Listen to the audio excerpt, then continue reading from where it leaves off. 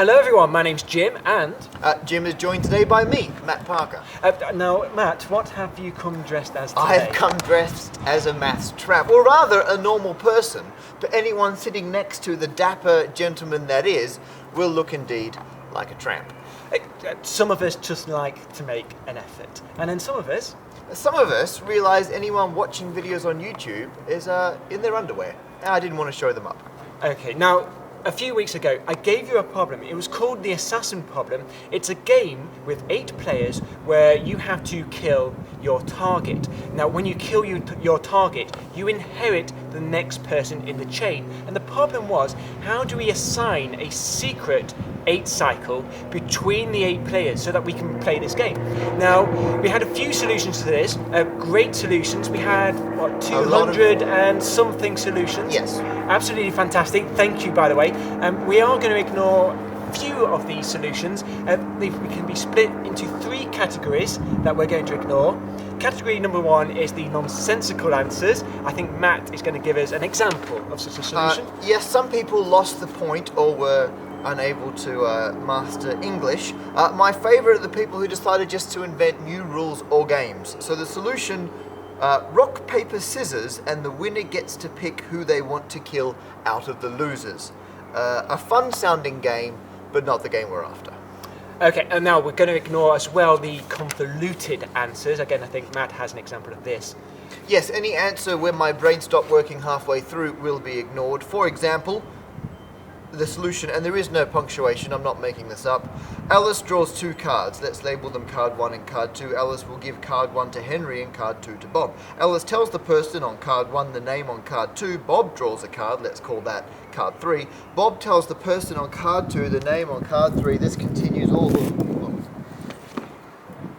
And finally, we are going to ignore the solutions that made an 8 cycle, which is fine, but they were not a secret 8 cycle. And we're going to show you why this doesn't quite work.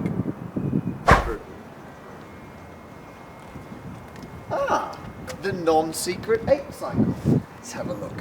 Turns out I've got to kill James. Marvellous.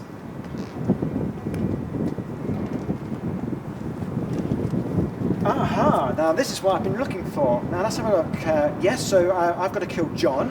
And who's... Oh, Matt's going to kill me. Okay.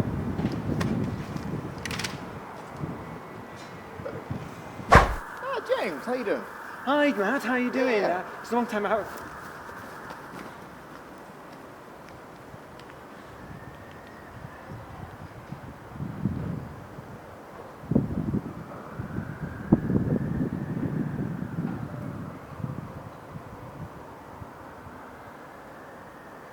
Okay, so that's why we have secret 8 cycles. Now we're going to judge the remaining solutions on 4 criteria.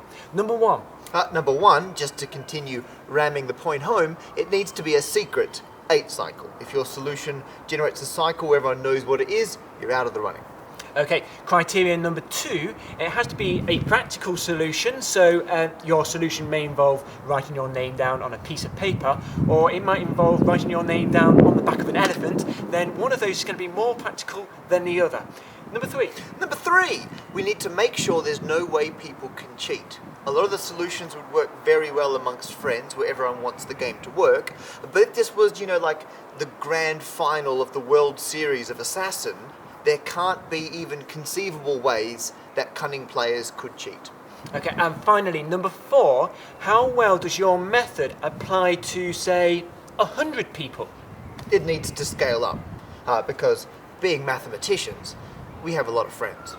Now, out of the hundreds of solutions that we got, Matt and I also submitted solutions of our own. Yep. They weren't necessarily the best solutions. They were adequate, they worked. Yeah. Okay, we're going to give you a quick recap of our solutions as well. If you want to watch the full video, if you want to watch mine, click my face now, but I am going to give you a recap of my solution. It went like this. First of all, you write down the names of the 8 players onto 8 cards. So far, so then, good. yeah, absolutely. Then each player has a partner, so you make 4 pairs. How do you make those pairs? How do you make those pairs in secret? Okay. That's how you One make player those. does it in secret. That's how you make Okay. those pairs. That's how you do Carry it. on, don't let me interrupt. Okay. I don't want to. No, go. It's No. like, you're fine? Yeah, You done? yeah. Yeah? Yeah? You sure? Yeah? So what you do next is you find your partner. You find your partner, discover that. You go and find your partner's name in a shuffled deck. You go one card down, and then the last step was you turned it over and you found your target. You see, it's easy. It's 3 steps. Even the person who made the pairs would know who they could memorise the. I think a fastidious. Did you not hear they did it in secret? They did it in secret. They did it in secret, but they know it because they made it. It's all perfectly fine. My solution, you take as many cards as you have players, and then you shuffle them around randomly. And so you put them on the table, eventually put them in a line. And this means we have, on the back, you wouldn't look at, a secret 8 cycle. So these cards are in a secret order that no one has seen yet, because we're all doing things that no one has seen yet. Once you've got this, you go through, cut them all in the middle, stick the beginning to the end. You'll end up with 8 of these, half and half cards. If you flip it over, you've got half of one card, half of the other. You will have labelled which is the top. Each top card is now the person you've got to kill. The bottom card is your identity. You can, if you want, separate it and wear your identity as a badge, either on somewhere convenient where you can spot it or on your forehead. If you'd like to see the entirety of my solution, you too may click James's face. Now, out of the remaining solutions, some of our favourites were those solutions where you had to close your eyes and perhaps pass a piece of paper with your name written on it to the person to your left, and, or stand in a circle somehow. Our favourite solution out of those was...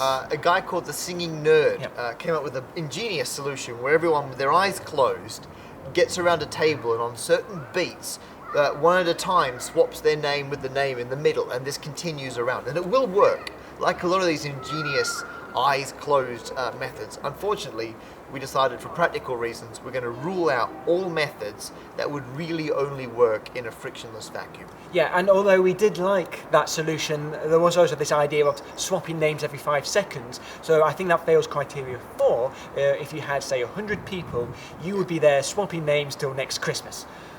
Around a very big table. Very big table. Now, of all the remaining solutions that we're still prepared to count, the seemingly vast majority of them had the same mathematical foundation. And the idea was you would somehow assign everyone a number when no one else knows what number you've got.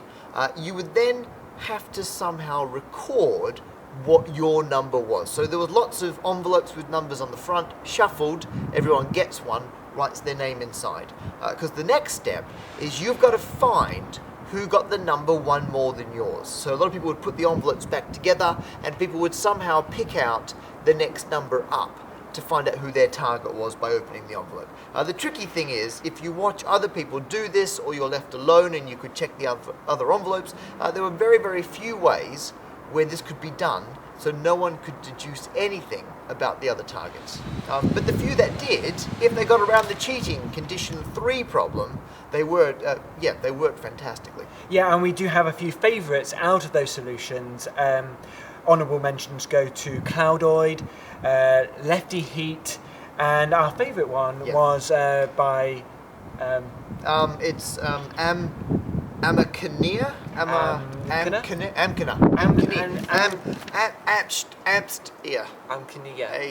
Amcania. Association of Mental I don't know. Well done, though. Well done. Okay, out of all our solutions that we got, however, we do have a winner. Yes. And this is our favourite solution out of all of them we got. The winner is Grand Dizzy. Yeah. It was brilliant. We did like this one.